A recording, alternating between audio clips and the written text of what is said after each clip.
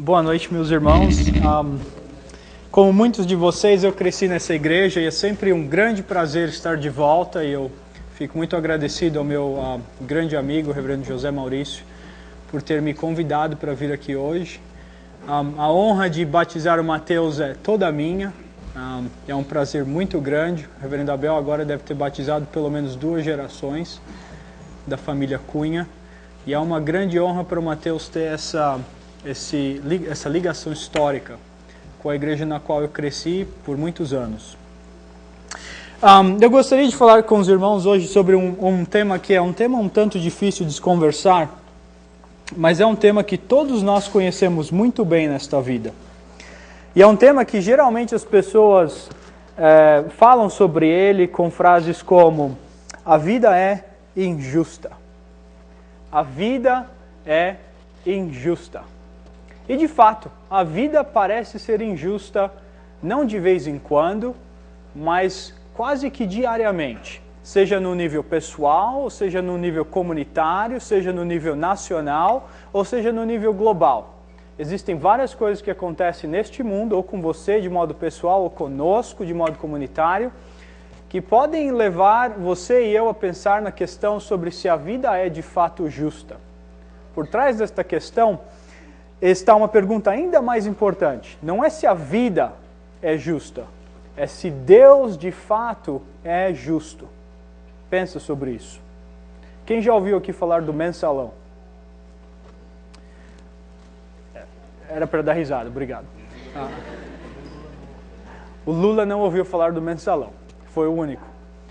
E quem que já ouviu, assistiu a TV Globo ou abriu o jornal numa segunda-feira de manhã, ou à tarde, ou à noite, e viram casos como assalto de mão armada, depois queimaram a vítima, correram e ninguém os pegou. Ou outro assalto em que o sujeito dá tudo que o ladrão quer e o ladrão simplesmente o mata e ninguém o pega. A vida é de fato justa? Será que Deus faz de fato justiça? Essa pergunta é uma pergunta antiga. Os antigos já se debruçavam com essa pergunta importante. E um dos textos que lida com essa pergunta é o Salmo 73, o qual nós iremos estudar hoje. O Salmo de número 73 é um salmo que lida com a pergunta sobre se Deus de fato é um Deus justo. Será que Deus faz justiça neste mundo? O Salmo começa com o versículo 1. Verdadeiramente, na minha versão, bom é Deus para com Israel. Talvez uma melhor leitura seja aqui, em vez de para com Israel, para com os limpos de coração. E para com os limpos de coração, repetido again. De novo na segunda linha do versículo 1. Para com os limpos de coração, os puros de coração, para com os limpos de coração. Esse é o tema principal do Salmo 73. Mas o salmista não chegou lá do nada. Para chegar nessa declaração importante, que Deus é bom para com aqueles que são puros de coração, ele teve que passar por uma experiência pessoal muito importante, uma experiência que se tornaria, então, fonte de revelação e de fé para você e para mim, sobre essa questão. Deus é de fato justo. Essa expressão verdadeiramente, ou certamente, talvez na tua versão, certamente é a primeira certeza do salmista. Esse salmo terá 3 certezas, como nós veremos. A primeira certeza é, certamente, bom é Deus para com os puros de coração, para com os limpos de coração. O que o salmista está dizendo aqui é o que nós vemos em outros salmos, como o Salmo 24, versículos 4 e 5, onde nós lemos: aquele que é limpo de mãos e puro de coração, que não entrega sua alma à vaidade, nem jura enganosamente, este receberá do Senhor a bênção e a justiça do Deus da sua salvação. Veja, aquele que é limpo de coração receberá bênção. E receberá não só bênção, mas justiça do Senhor, do Deus da sua salvação. O salmista está simplesmente tocando no mesmo tema que aparece em várias partes do Antigo Testamento. Deus é bom para com os puros de coração. Contudo, dos versículos 2 a 11, na segunda parte principal do Salmo 73, nós lemos sobre a experiência desse salmista. O salmista começa com o primeiro quanto a mim, tem quatro quanto a mim nesse salmo. Quanto a mim, ele fala, os meus pés quase se desviaram, pouco faltou para que escorregassem os meus passos. Por quê? Versículo 3 apresenta a razão principal. Pois eu tive inveja dos soberbos ao ver a prosperidade dos ímpios. No mundo do salmista, aqueles que praticavam maldade ou impiedade, em vez de receberem a justiça divina, prosperavam. E ele olha tudo isso no seu mundo, as pessoas do mensalão, as pessoas que matam ou que fazem violência terrível contra outros seres humanos, que não são pegas e que não recebem justiça, pelo menos neste mundo, ou aparentemente neste mundo. Este é o mundo que o salmista está lidando. É um mundo que está de cabeça para baixo. Não é um mundo normal. Talvez não seja um mundo como o que nós conhecemos hoje, não é verdade? Ou talvez seja exatamente o mundo em que nós vivemos hoje. Essa é uma questão que não é só desse salmista, que nós encontramos em outras partes do Antigo Testamento. Por exemplo, Jó capítulo 21, versículo 7, Jó vai fazer perguntas semelhantes com esse salmo, semelhantes a deste salmo. Jó capítulo 21, versículo 7 diz: por que razão vivem os ímpios, envelhecem e ainda se tornam mais poderosos? Veja a pergunta. Por que razão vivem os ímpios? Por que eles envelhecem? Quer dizer, eles vivem longa vida e eles ainda se tornam mais poderosos neste mundo. E ele continua. A sua descendência se estabelece na sua presença e os seus renovos perante os seus olhos. As suas casas têm paz, sem temor. O castigo de Deus não está sobre eles. O seu touro gera e não falha. Pare a sua vaca e não aborta. Enviam seus filhos como a um rebanho, seus pequeninos andam saltando, levantam a voz ao som do tamborim e da harpa, alegram-se ao som da flauta, na prosperidade passam seus anos e descem à sepultura em paz. Todavia, dizem a Deus, retira-te de nós, não desejamos ter conhecimentos dos teus caminhos. Quem é o Todo-Poderoso para que o sirvamos? E que nos aproveitará que lhe façamos orações? Mas a sua prosperidade não está nas mãos deles. Longe de mim o conselho dos ímpios. Você viu essas perguntas? Quem é o Deus Todo-Poderoso para que o sirvamos? Prosperidade daqueles que não deveriam ser prósperos. Injustiça. Capítulo 12 de Jeremias começa com uma pergunta muito importante. Capítulo 12, versículo 1 diz: justo és, ó Senhor, ainda quando entro contigo num pleito. Contudo, falarei contigo da tua justiça. Porque prospera o caminho dos ímpios? Porque vivem em paz todos os que procedem perfidamente. Injustiça. Jeremias reconhece que Deus é justo, mas ele quer fazer uma pergunta muito importante para Deus. Por que prospera o caminho dos ímpios?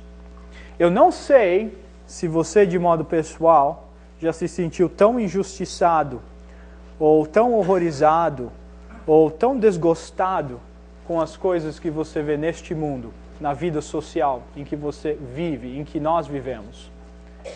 Mas essa pergunta é uma pergunta muito importante. Por que, se tu és justo ao Senhor, por que prosperam os ímpios? Essa é a pergunta do salmista 73. No Salmo 73, ele ainda elabora. Dos versículos 4 até o versículo 5, ele diz: olha, eu quase me desviei porque eu olhei para os soberbos, para os arrogantes, eu vi que eles são prósperos, e ele então dá uma descrição para nós da prosperidade deles. Versículos 4 e 5 diz que eles vivem uma vida sem dificuldade alguma. Não há apertos, a minha versão diz na sua morte, mas eu acho que uma melhor tradução seria: não há apertos até que eles morrem, eles não têm dificuldades até que eles morrem. O seu corpo é forte e sadio, eles são saudáveis. São livres das tribulações dos mortais, não são afligidos pelos males humanos. Os males que afligem a maior parte da população, aparentemente não os afligem. Se eu estivesse pregando nos Estados Unidos, hoje eu falaria que os males que afligem 47% da população, ou 97% da população, aqueles que têm ouvido para entender, entendam, é uma questão política importante, não são afligidos por esse tipo de aflições que atingem todos os outros seres humanos. Não têm apertos nesta vida, são saudáveis, nada lhes acontece. Por causa disso, versículos 6 a 11, o salmista continua e simplesmente descreve a arrogância desses soberbos. Versículo 6 diz: portanto, a soberba lhe cinge o pescoço como um colar, vestem-se de violência como de um adorno. Existe um relacionamento muito importante entre soberba e violência nesse salmo. Não é soberba de se achar o bom somente, mas é uma soberba de não seguir os caminhos decretados por Deus, de não seguir os princípios decretados por Deus no relacionamento social com as outras pessoas. Porque, depois vamos ver, eles dizem, Deus, será que Deus vê o que nós estamos fazendo? Se eles pensam que Deus não vê o que eles estão fazendo, significa que não existem regras nenhuma para o comportamento social de como eles tratarão outros seres humanos neste mundo. É por isso que eles são vestidos ou vestem-se de violência como se fosse um adorno. Versículo 7, os olhos deles estão inchados de gordura, não tem limites às imaginações do seu coração. Zombam e falam com malícia, na sua arrogância ameaçam com opressão. Os ricos são arrogantes, eles são opressores. Aqui são aqueles que são arrogantes nesse contexto. Zombam e falam com malícia, na sua arrogância ameaçam com opressão. Veja só um exemplo da arrogância deles, versículo 9. Erguem a boca contra os céus e a sua língua percorre contra a terra. A ideia de erguer a boca contra os céus é quase que uma ideia de blasfemar contra Deus que vive nos céus. Erguem a boca contra Deus e a sua língua percorre a terra. Pelo que o seu povo volta a eles e bebe águas em abundância. Uma tradução melhor seria pelo que o seu povo volta a eles e então as águas de abundância do povo são retiradas por esses arrogantes do próprio povo para eles mesmos. É uma ideia aqui por trás desse texto, versículo 10, é uma ideia de opressão de outros seres humanos. Arrogantes, opressivos, e versículo 11. Dizem, como sabe Deus? Ou há conhecimento no Altíssimo? O clímax da arrogância é, será que Deus realmente vê o que nós estamos fazendo neste mundo? Eu fico imaginando o pessoal do mensalão pensando a mesma coisa. Será que Deus vê o que nós estamos fazendo neste mundo? Eu fico pensando naqueles que ficam à espreita de outros seres humanos para feri-los, matá-los. E eu acho que eles pensam talvez, será que Deus vê o que eu realmente penso? O interessante da pergunta 11, no versículo 11, é que não é só uma pergunta que os ímpios fazem, ou os arrogantes fazem. É uma pergunta que talvez você já tenha feito. Será que Deus vê o que está acontecendo aqui neste mundo? Quando você vê o mundo de cabeça para baixo, como o do salmista, onde os ímpios e arrogantes prosperam, e aqueles que são justos não prosperam, será que você não quer perguntar a mesma coisa? Será que Deus vê? Será que Ele de fato é justo? Será que Ele vai fazer justiça? Essa é a pergunta do Salmo de número 12. Versículo 73, versículo 12, são assim os ímpios, sempre em segurança e as suas riquezas aumentam.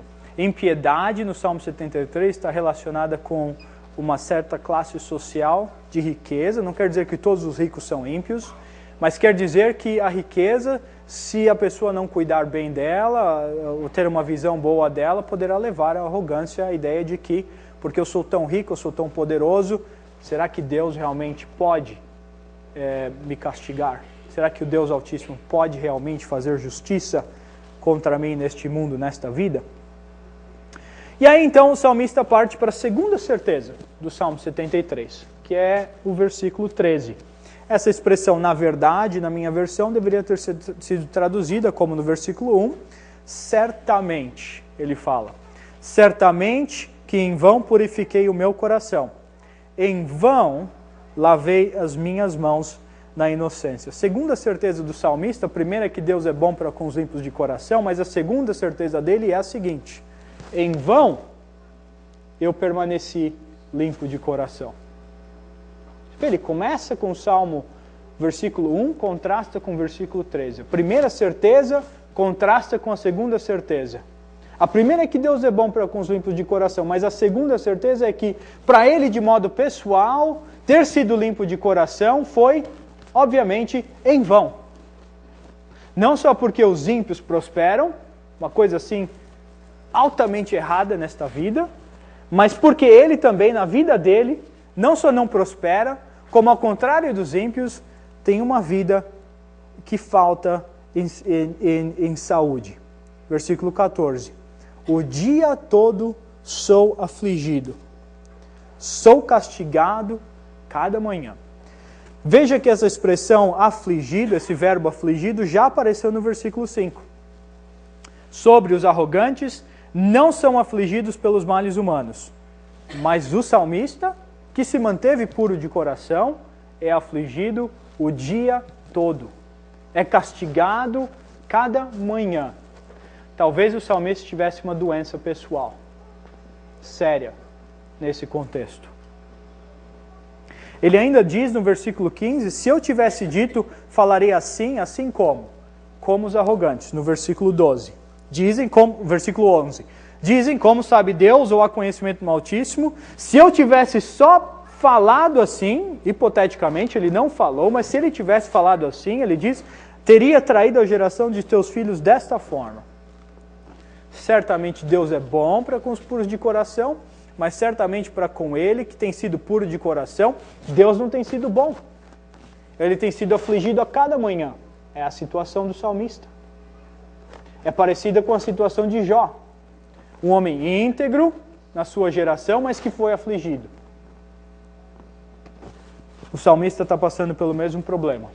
O mundo do salmista está de cabeça para baixo. Os arrogantes que deveriam ser castigados não são, que deveriam ser afligidos não são, e o puro de coração que não deveria ser afligido é.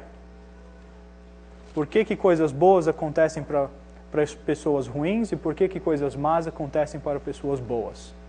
É uma outra forma de lidar com o problema do salmista. Coisas boas para pessoas ruins, coisas más para pessoas boas. Eu tenho a impressão de que, no fundo, no coração de cada um aqui, essa questão provavelmente já foi pensada.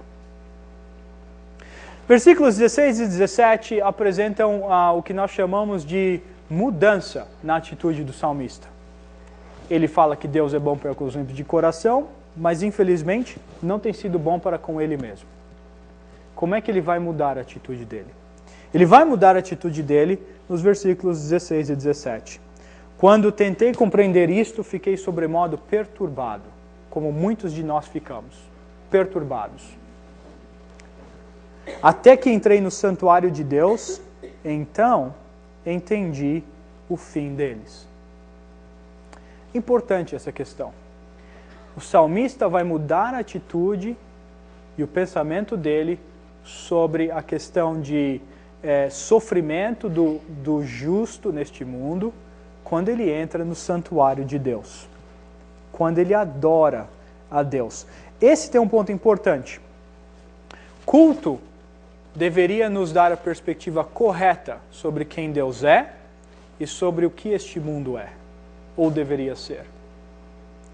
É o culto que forma, ou que deveria formar, a cosmovisão dos crentes, dos adoradores.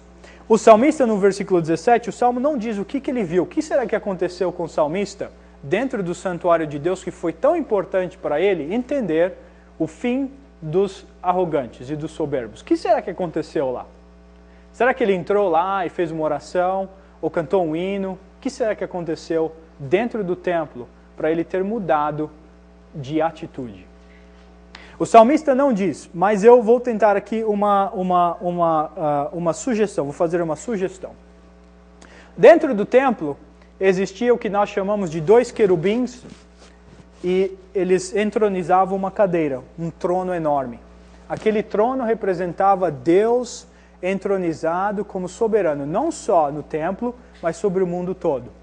É por isso que em outros salmos posteriores, Salmo 93, versículo 1, nós vamos ler expressões como essa: Deus reina.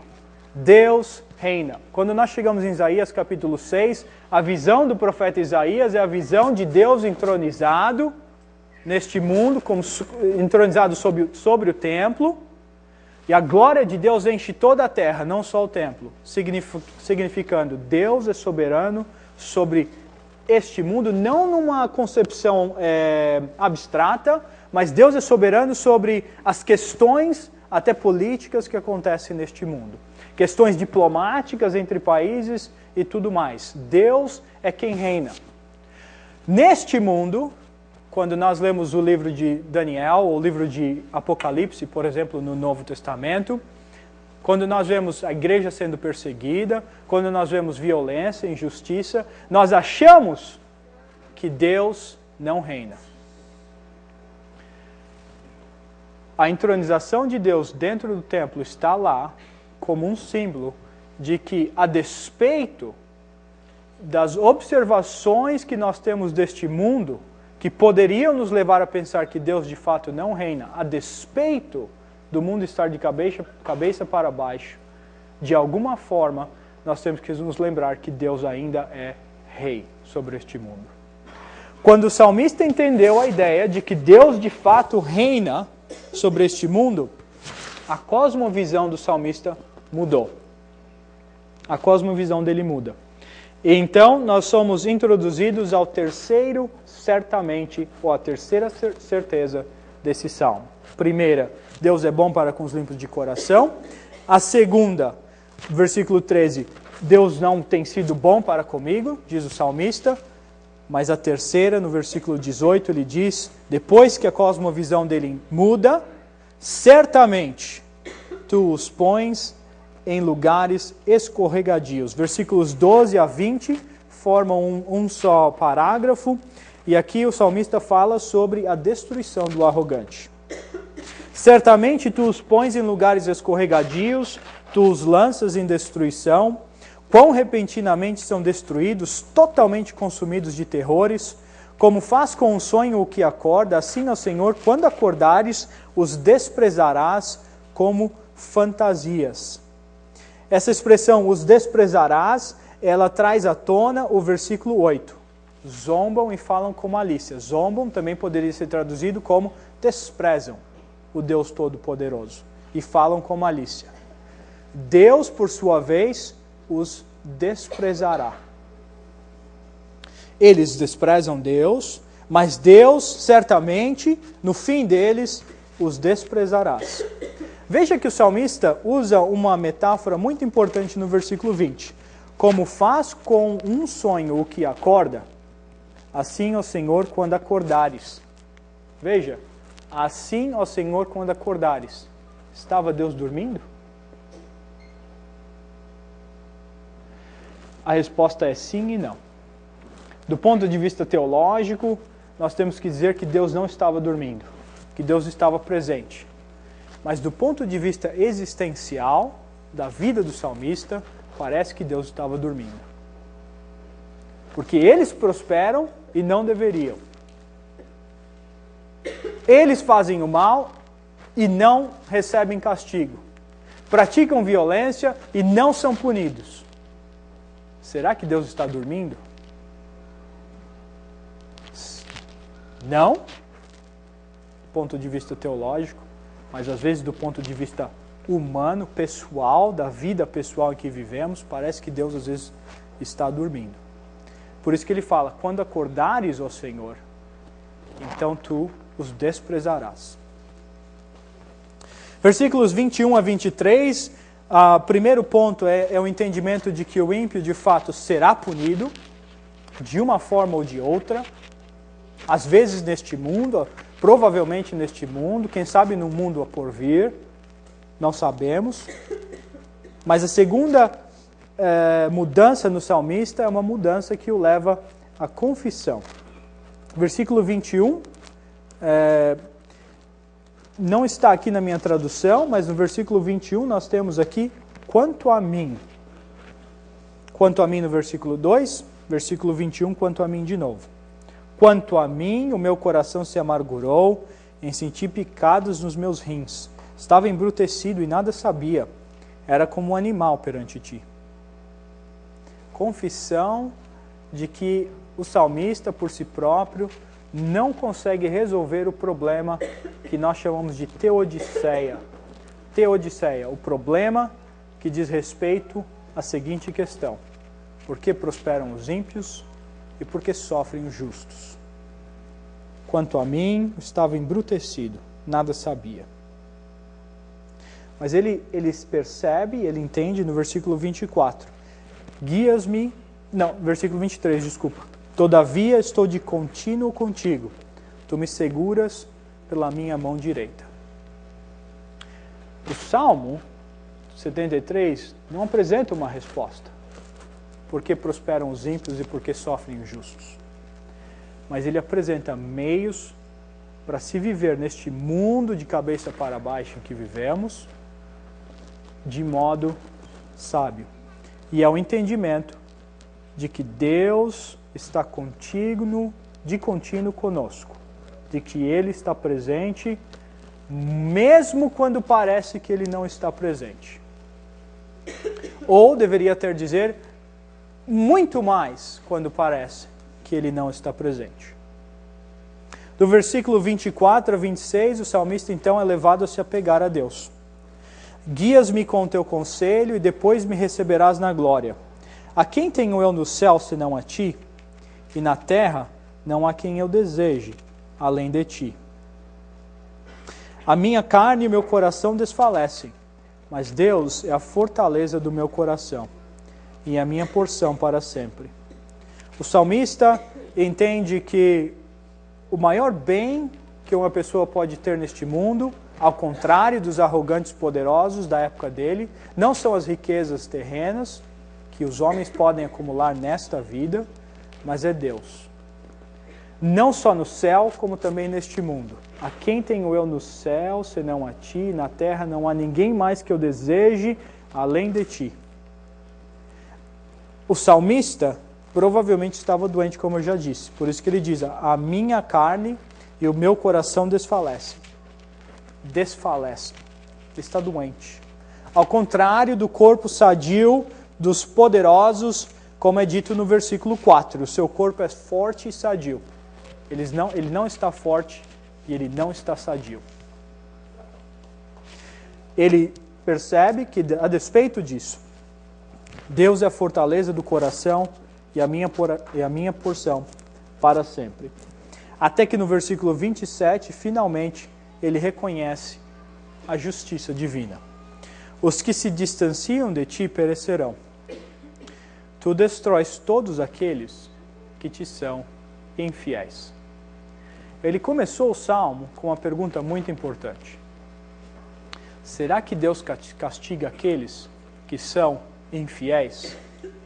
Ele quase termina o salmo, versículo 27, com a resposta. De fato, com o reconhecimento que aqueles que se distanciam de Deus serão destruídos. Ele mudou. Ele foi de um lado para o outro. E o que permitiu essa mudança foi o versículo 17. O salmo termina com uma declaração de confiança. Mas para mim, bom é aproximar-me de Deus. Pus o meu refúgio no Senhor Deus, anunciarei todas as suas obras. Ele agora volta completamente ao versículo 1, num nível pessoal. Versículo 1, certamente Deus é bom para com os limpos de coração. Versículo 2, certamente Ele não tem sido bom para comigo, a partir do versículo 2. Agora ele volta ao terceiro, volta à realização de que Deus de fato é bom para com ele e tem sido bom para com ele, a despeito da vida dele não parecer ou não indicar que Deus tem sido justo para com ele. Porque prosperam os ímpios e por que sofrem os justos? É uma pergunta que só Deus pode responder. Mas enquanto Deus não esclarece essas coisas para nós, se pudermos entendê-la, na nossa finitude humana, nós temos que confiar na soberania de Deus sobre a nossa vida, não só de modo pessoal, no nível pessoal, mas de modo geral e comunitário. Quando nós vemos ou recebemos notícias como as do nível de mensalão, ou de violência e de não punição, não tem justiça, nós temos que nos lembrar, como o salmista lembrou, que Deus de fato é soberano sobre os acontecimentos deste mundo.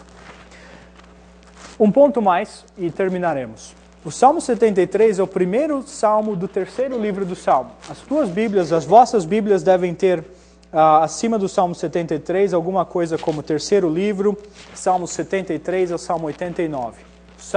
O Saltério, ele é dividido em 5 livros. E é muito interessante perceber que a última parte do Saltério é a parte conhecida como a parte chamada de Aleluia. É a parte em que Deus de fato é louvado.